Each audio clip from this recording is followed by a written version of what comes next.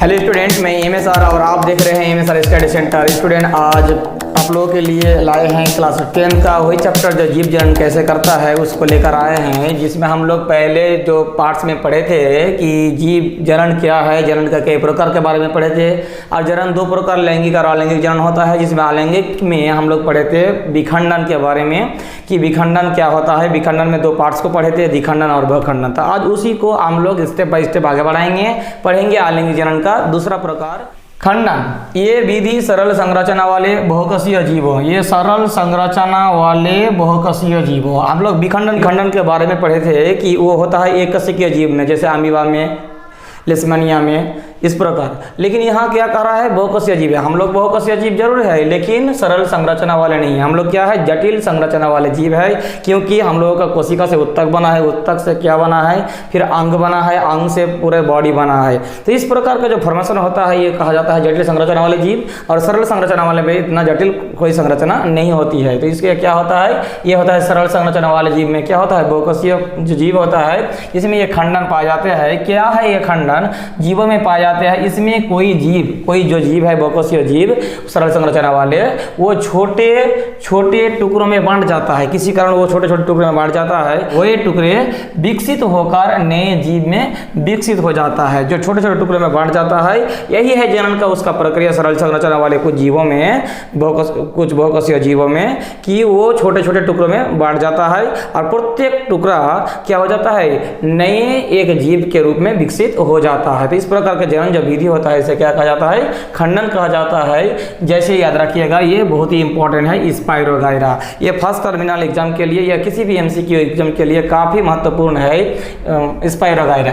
अब आते हैं नेक्स्ट जो है, ये है पुनरुद्भवन। पुनरुद्भवन या पुनर्जनन भी कहा जाता है इसे। क्या है ये पुनरुद्भवन या पुनर्जनन? इसमें हम लोग ऐसा लिखे हैं, यदि किसी कारणवश, कोई अचानक कुछ कारणवश जीव क्षत विक्षत, मतलब कोई काट फट गया, चीर गया, फट गया तो क्षत विक्षत हो जाता है, या कुछ टुकड़ों में टूट जाता है। ऐसा भी हो सकता है कि कुछ टुकड़ों में बांट गया, टूट गया तो हो जाता है, तो प्रत्येक जो टुकड़ा बना वो नए जीव में विकसित हो जाता है। तो इस प्रकार के जनन के जो विधि है, अचानक किसी कारणवश टुकड़ों में कट जाना, फट जाना या क्षत विक्षत हो जाना और टुकड़ों में बांट जाना और उस प्रत्येक टुकड़ों का नए जीव में विकसित होना, इस प्रक्रिया को कहा जाता है पुनरुद्भवन या पुनर्जनन। तो इसका एग्जाम्पल याद रखिएगा जरूर, हाइड्रा या प्लेनेरिया, दोनों को याद रखिएगा, क्योंकि एग्जाम्पल में ऐसा आता है कि पुनरुद्भवन जनन होता है, उदाहरण देता है, ऑप्शन रहता है और उस ऑप्शन में आपको चूज करना होता है। हो सकता है कि हाइड्रा नहीं रहे, प्लेनेरिया हो।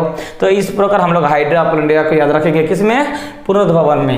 अब आते हैं मुकुलन। मुकुलन क्या है कि कुछ जीवों में कोशिकाओं के नियमित विभाजन के कारण, हम लोग जानते हैं जीव है मतलब कोशिका है, कोशिका का विभाजन होते रहता है तो उभर उत्पन्न हो जाता है। वो कोशिका के विभाजन के कारण कोई जीव है, मान लेते हैं कि कोई जीव है, उसमें बार बार विकसित होने के कारण किसी जगह फूल जैसा हो जाता है, उभर उत्पन्न हो जाता है। तो इस प्रकार कोई जीव में उभर उत्पन्न होना उसे कहते हैं मुकुल। और वृद्धि करते हुए वो उभर क्या हो जाता है, वृद्धि करते हुए उभर जो है वो नन्हे जीव में बदल जाता है, छोटे जीव में बदल गया और अंत में विकसित होकर अलग हो जाता है, और विकसित हो गया और अलग हो गया तो वो क्या हो गया, एक नया जीव उत्पन्न कर दिया। तो इस प्रकार याद रखिएगा हाइड्रा और ईस्ट को। यहाँ पे देखिए हाइड्रा में है, तो हाइड्रा में अगर अचानक किसी टुकड़े में बदलेगा और जो विकसित होगा, नए जीव का निर्माण होगा हाइड्रा में, तो उसका कहेंगे पुनरुद्भवन। लेकिन अगर मुकुल के द्वारा हो रहा है, मतलब ये सामान्य परिस्थिति में हो रहा है, तो वो होगा हाइड्रा में मुकुलन होगा। तो ये हम लोग रखेंगे मुकुलन, और इसको याद रखेंगे जरूर कि ये मुकुलन विधि द्वारा जनन कर सकता है। अब है क्या, कायिक प्रवर्धन। कायिक प्रवर्धन क्या है, कायिक भाग। पौधा जो है ना, पौधे के पत्ती को, जड़ को या तना को कायिक भाग कहा जाता है। तो उस कायिक भाग में क्या हो जाता है, नए पौधा उग जाता है और एक पौधे के रूप में फिर विकसित होकर अलग एक पौधा का रूप में विकसित हो सकता है। तो इस प्रकार का जो जनन होगा इसे कहा जाता है कायिक प्रवर्धन। कैसे, देखिए पौधों के कायिक भागों जैसे जड़, तना एवं पत्तियों से नए पौधे का उत्पन्न होना, नए पौधा उत्पन्न हो जाता है कहाँ से, जड़ से, तना से या पत्तियों से, तो उस प्रकार के जनन को जो विधि है उसे कहा जाता है कायिक प्रवर्धन। क्लियर है? तो ये दो प्रकार का होता है, कायिक प्रवर्धन दो प्रकार का होता है, याद रखिएगा। कायिक प्रवर्धन एक होता है प्राकृतिक विधि, एक होता है कृत्रिम विधि। प्राकृतिक विधि मतलब नेचुरली ये होते रहता है, उसमें मानव मनुष्य का कोई हाथ नहीं है। और एक कृत्रिम विधि है जो मनुष्य जो है वो अपने तरीके से उसको किए हैं।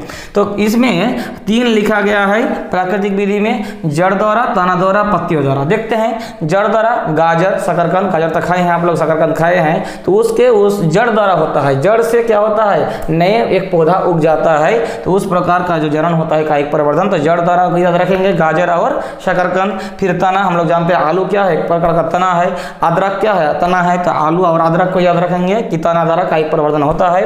पत्तियों द्वारा कायिक प्रवर्धन तो हम लोग पहले भी बता चुके हैं, ब्रायोफाइलम जो होता है तो ये होता है पत्तियों द्वारा, क्योंकि फोटो में देखिएगा कि एक ब्रायोफाइलम का पौधा है, उसके पत्तियों में नया पौधा उग गया है। तो इस प्रकार का जनन होता है। तो ये क्या है, सब कायिक प्रवर्धन है और एक प्राकृतिक विधि है। आप कृत्रिम विधि के बारे में बताते हैं कि कलम क्या करते हैं, कोई आम का पेड़ है, उसके एक तना सा छील के उसमें मिट्टी लगा जाता है, थोड़ा बहुत पानी दिया जाता है, और बाद में उससे जो जड़ निकल जाता है, उसके बाद क्या करते हैं हम लोग उसको काट के उस पोर्शन को, वो जो तना है उस पोर्शन का काट के हम लोग मिट्टी में फिर उसको रोप देते हैं। तो क्या हो जाता है, नया पौधा का निर्माण हो जाता है। तो इस प्रकार का होता है ये कलम या रोपण कहा जाता है। जैसे आम में होगा, अमरूद में होगा, नींबू में होगा, हम लोग देखते हैं अक्सर हम लोग आसपास पड़ोस में। आप आते हैं कर्तन, कर्तन एक विधि है जो एक कायिक प्रवर्धन का विधि है, जैसे गुलाब या गन्ना में पाया जाता है। इसके बाद लेयरिंग एकदम सटा के, कोई पौधा है मिट्टी में इस प्रकार को सटा के रखा गया और मिट्टी को उसके तना का कुछ भाग जो है मिट्टी में सटा के रखा गया है,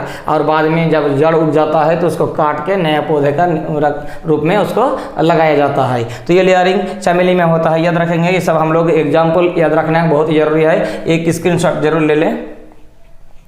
तो इस प्रकार आज हम लोग अलैंगिक जनन के बारे में पूर्ण रूप से पढ़ लिए कि अलैंगिक जनन क्या होता है। थोड़ा हम लोग इसको जल्दी क्या खत्म कर दिए, और आप लोग जरूर याद रखिएगा कि एक पॉइंट को इस फर्स्ट टर्मिनल के लिए MCQ के रूप में याद रखिएगा जरूर, और नोट्स करते जाइएगा।